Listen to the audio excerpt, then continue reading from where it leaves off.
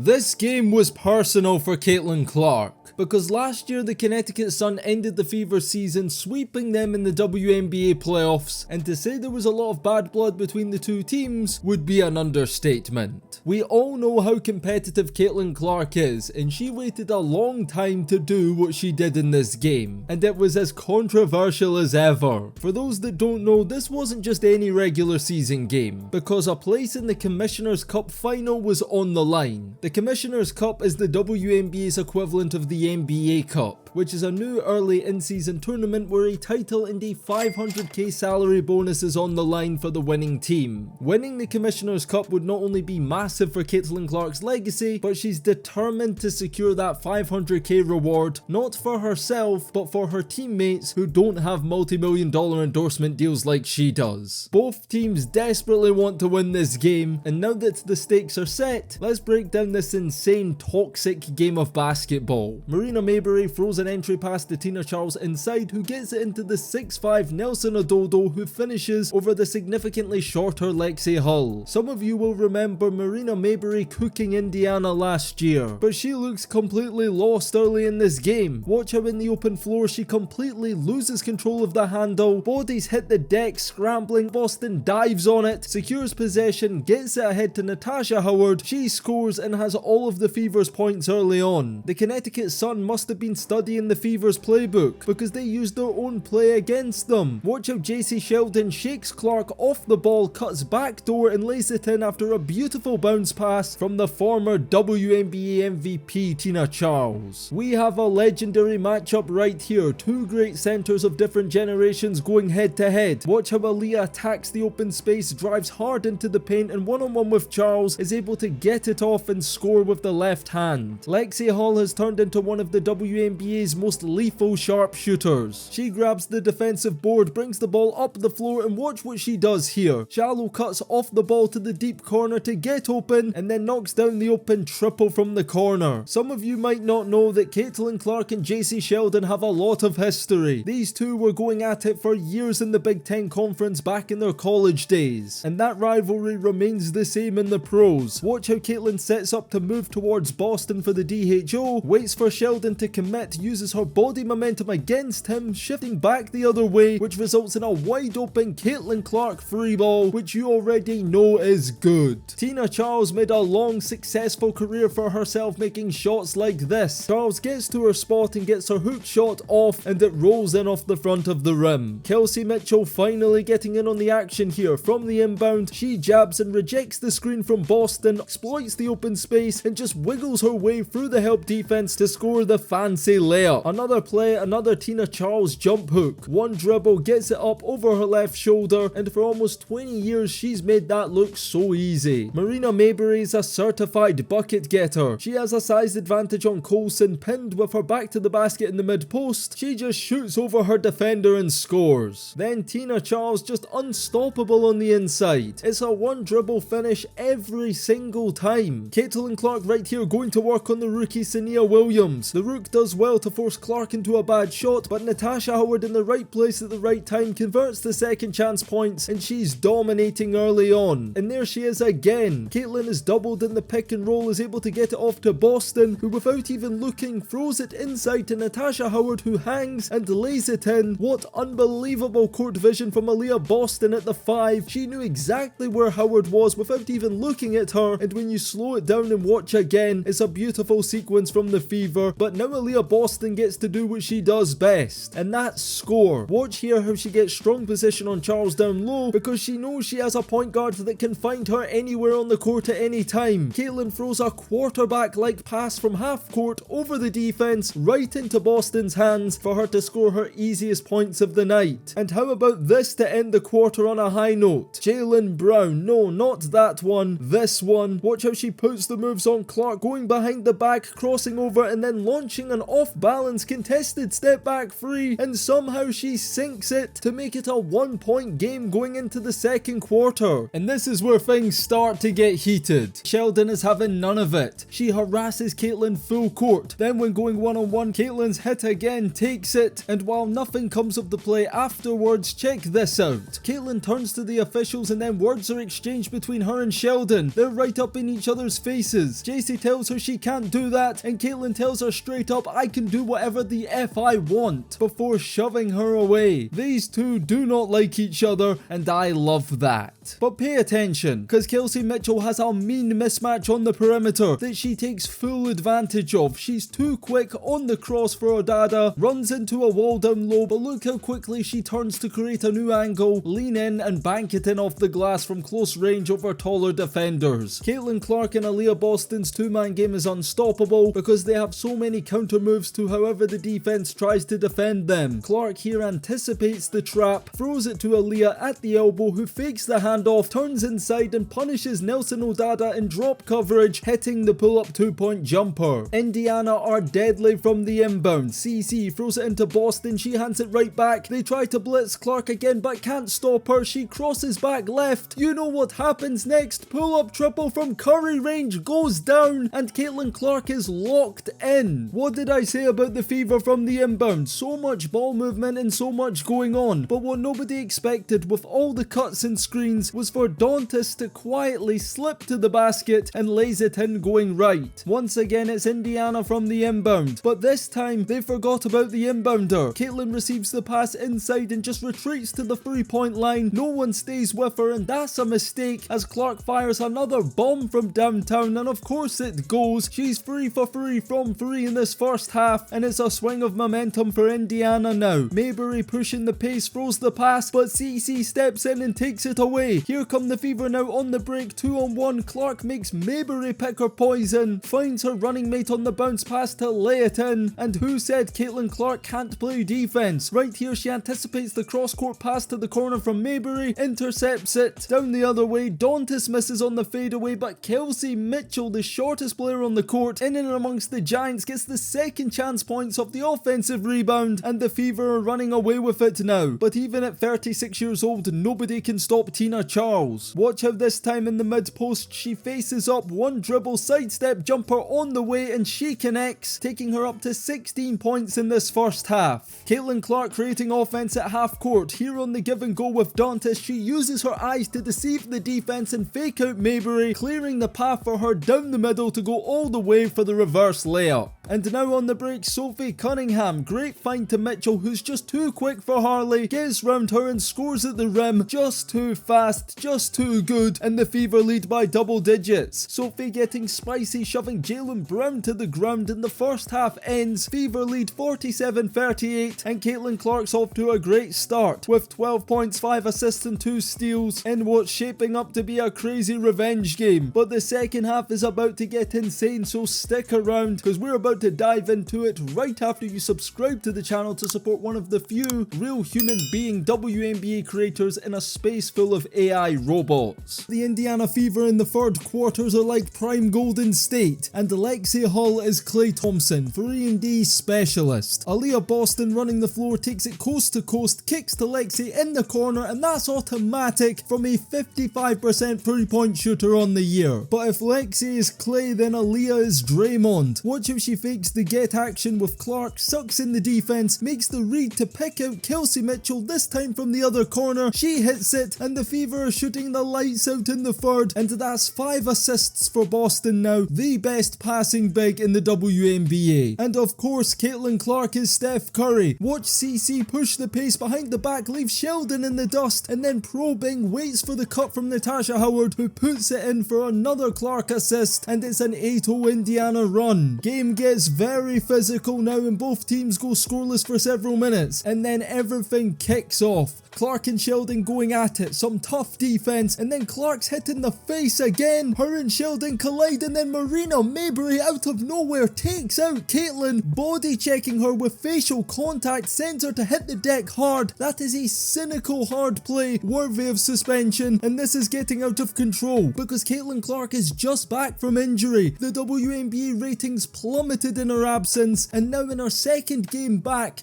she is already being targeted again, and no one will do anything about it. The WNBA media will deny that these incidents are personal and insist they are basketball plays, while she's been hit in the face, shoved, and then bodied from behind by two different players. How many times is this going to happen before the WNBA does something? Because eventually Caitlin Clark is going to get seriously hurt, and everyone will pay the price for it. The refs take an absolute eternity to come to a decision that should have taken a few moments, and they still got it wrong. Sheldon was rightfully called for a flagrant, meanwhile Clark, Maybrey and Tina Charles all got technicals. Can somebody explain to me how after that Marina Maybrey is still in this basketball game? And tell me, what did Caitlin Clark do during this whole incident to warrant the same punishment as Maybrey, who excessively and unnecessarily took a player out off the ball that did absolutely nothing to her? Shame on the officials. But in and amongst the chaos, there is still basketball to be played and a place in the Commissioner's Cup final on the line. But the foul play doesn't stop there, as this time Maybrey, with the ball, receiving a chorus of boos from the home crowd, dribbles round the screen, and Nelson O'Dada puts her shoulder right into Lexi Hall's face. Now she's hitting the deck hard, but the call from the officials is a regular offensive foul, an illegal screen. They don't even look at it, and she faces no punishment. Connecticut pick up a little bit offensively, with most of Indiana's third quarter points coming at the line, which makes sense seeing as they were fouled pretty much every time down the floor. There really wasn't much basketball to talk about in the third quarter. It was more UFC than anything, and after the incident, Caitlin had to sit down for her own protection. So let's skip to the fourth quarter, where things start to matter again. Starting off the fourth quarter with a bang, look at Dantas moving off the ball, setting the pick, popping out, and then firing a three from the top of the key, which is good. Demetrius Dantas, the stretch five, getting in on the action in this fourth quarter. Connecticut hanging in there as Jaylen Brown steps into a transition catch and shoot three, splashing it home to cut the deficit to double digits. Fever matching the physicality here. Dantas hands off, then sets a hard screen to free up Sophie Cunningham, allowing her to turn the corner into the lane and cuff in the layup. Is everybody on the Connecticut Sun just a dirty player? Look at Rivers, not once, not twice, but 3 times banging into Caitlin Clark, and only on the third occasion do the refs call a foul. But Indiana are just having fun with it now. Fever come down the other way, Caitlin to Howard, Lexi driving kicks out to Aaliyah Boston of all people. She tries her luck from downtown and drains it. Fever dialed in from long range. Another play and another hard foul on Caitlin Clark. How she keeps her composure in these situations is unbelievable. She has every right to knock these ladies out cold, but Caitlin always lets her basketball do the talking, and we're about to see that in this fourth quarter. Watch here how she dances past the Sun defenders, beating Sheldon off the dribble, then quick crossover past Tina Charles, gets to the mid-range, pulls up and gets the shooter's roll on the jumper. Fever back up 15, and the Sun is starting to set on Connecticut now. Indiana showcasing mastery from the inbound again. Lexi Hall sprinting round screens off the ball intelligently, tips the inbound pass to Sophie Cunningham in the corner. She's wide open, puts up a three, and with the shooter's luck, gets it to go right there. And now Caitlin Clark is in her bag. Jacy Sheldon wanted the smoke, and she's about to get it here. Waits for Sheldon to recover from the screen so she can sidestep into a long-range triple off the dribble in her face and nail it right in her mouth. Caitlin, feeling herself, turns to the Sun bench, lets them know all about it, taunting them as she cooks them in real time. We love to see it. The Fever up 20 now, the Sun need a timeout, and Caitlin and Sheldon are going at it again. This time Caitlin looks right at her, stone cold in the face, and tells her straight up, "You can't guard me. You could never guard me." As she turns to the home crowd, hyping them up, getting them on their feet, and the Connecticut Sun players are having a meltdown. That's all she wrote from Caitlin Clark in this game. She signs out, but the drama continues. Right here, Sophie Cunningham is heckled to the ground, but yet again, no call from the officials. But Sophie doesn't forget that, and if you know anything about Sophie Cunningham, she isn't one to back down, and we saw that in the final minute of this game. She came to Indiana to play with Caitlin Clark and has her back all the way, as Jacy Sheldon on the break in transition tries to go right at her, but Sophie Cunningham borderline assaults her, grabs her in a headlock and throws her to the ground, and it's all kicking off again. Sheldon gets right back up and goes straight for her, and all hell breaks loose. Everyone is going for each each other's throats now. Sophie Cunningham's taking on several Sun players at a time. The officials have completely lost control of this game. It all ends in Sophie Cunningham getting ejected, which makes no sense considering Maybrey didn't early on. Sheldon gets another tech for her retaliation. She's out of the game too, as is Lindsay Allen, who got caught in the crossfire. But the best thing about it is none of that matters, because the Fever on the basketball court absolutely smoked the Sun, and they progress to the Commissioner's Cup Championship game after a great team performance. 20 points and 6 assists from CC, 17 from Kelsey Mitchell, 16 from Natasha Howard. Even Dantes scored in double figures with 13 of her own. And I'm telling you right now, you guys need to stay tuned for the title game, because Caitlin Clark will have a chance to get her revenge against the Minnesota Lynx, who are coached by guess who? Cheryl Reeve, the same coach who snubbed her from Team USA's Olympic team last summer. You do not want to miss that one, so subscribe to the channel and turn on notifications so you don't. And if you enjoyed this breakdown, you'll definitely enjoy our last video where we talk about Caitlin Clark's historic performance that left everybody speechless. Click the box in the middle of your screen right here to watch that, and on that note is DKM signing out until next time, and peace.